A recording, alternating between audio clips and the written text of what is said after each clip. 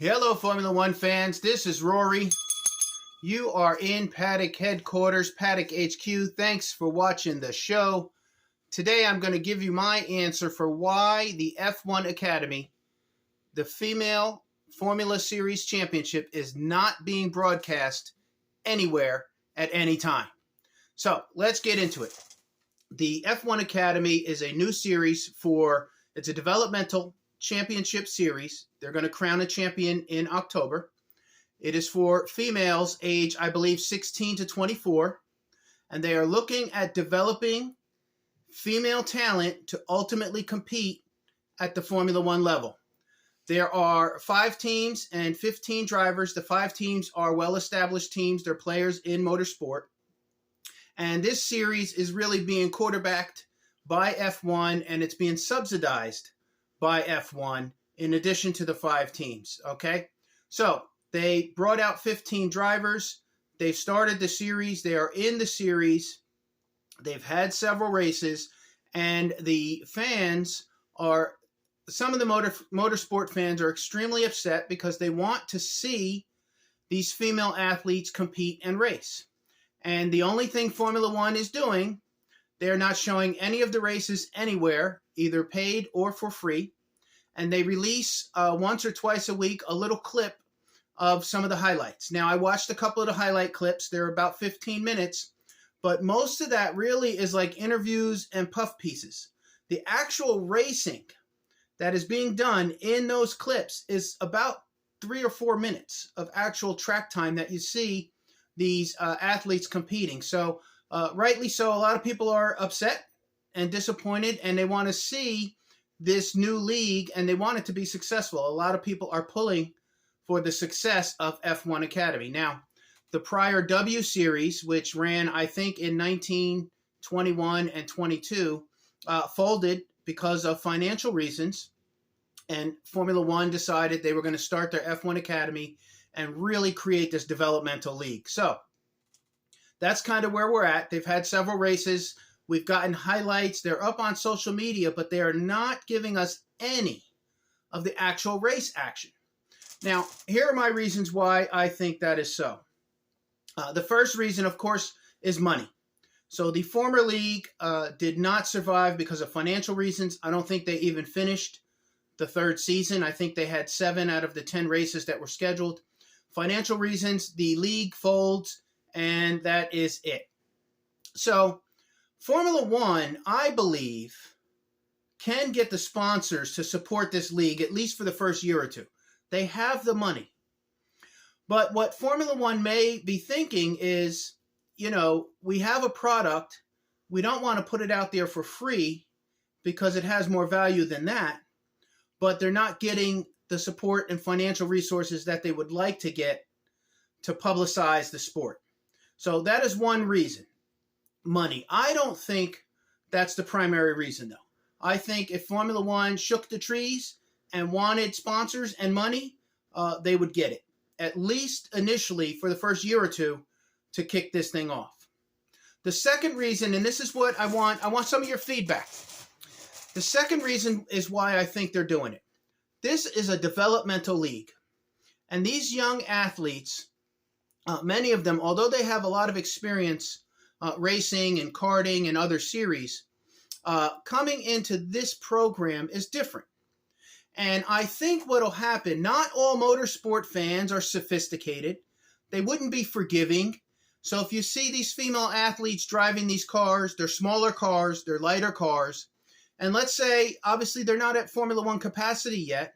So if the races are not as exciting, or if there's not necessarily the strategy, we don't even know how many laps they're running. We don't know if they're making pit stops. Formula One has given us zero information on this league. But I think what they're doing, they don't want to put a product out there for the public that would invite criticism that might be unfair towards these athletes who are developing. Remember, development. They are emphasizing the development of these athletes over the entertaining of the public and the motorsport fans. So what we're looking at here, they're not really trying to say, hey, look, we got the best product in the world. Look at these new athletes racing. They're incredible. That's not the position they're taking. They're really saying, look, we really want to work at this.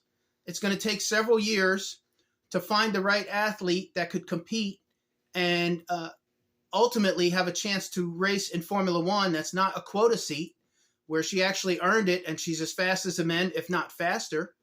And that's going to take time. So I think what Formula One is doing, they're essentially protecting their athletes while they develop, while they make their mistakes, while they learn strategy. Now, maybe in October at Circuit of the Americas is their championship race. That's where their champion will be crowned. We might get some more footage from the championship, but I wouldn't be surprised if they delayed the whole season and really didn't give us coverage of races until next season to get this thing really up and running.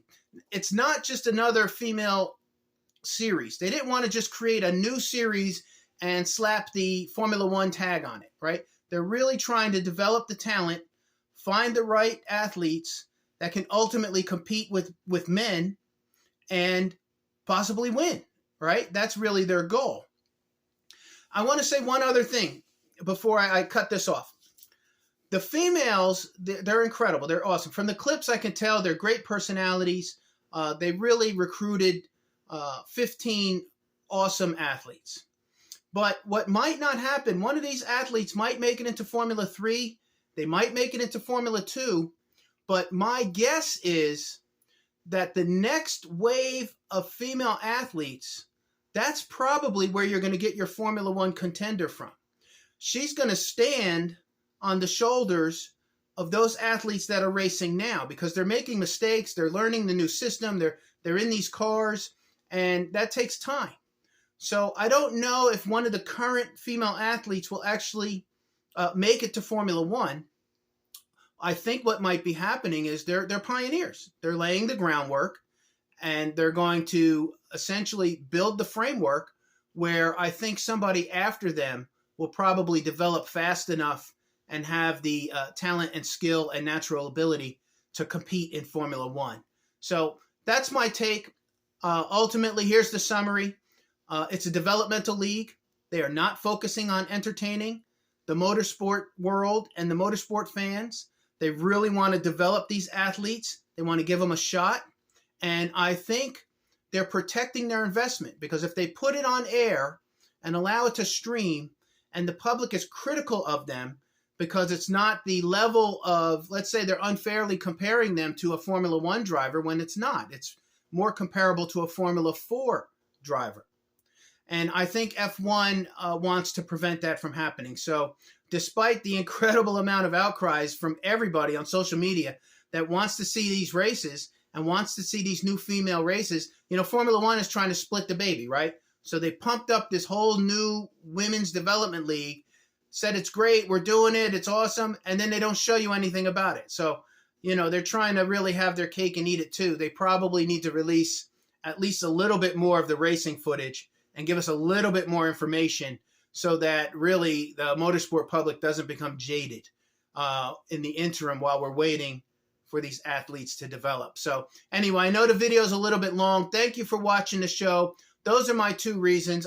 They're emphasizing development over entertainment and, of course, always the potential for money as well.